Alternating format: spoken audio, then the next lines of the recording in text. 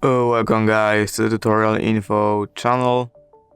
In front of me is TCL 40R 5G, and in this video I am going to show you how to enable Google Assistant on this device.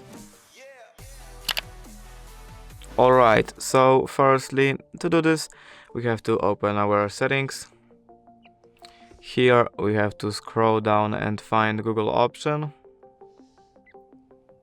Next we have to head to all services, settings for Google Apps, search assistant and voice, and Google Assistant.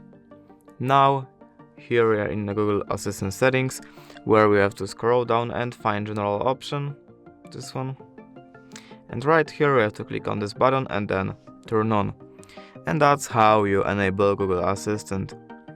If you did enjoy this video, leave a like and subscribe. Thank you guys for watching. Bye.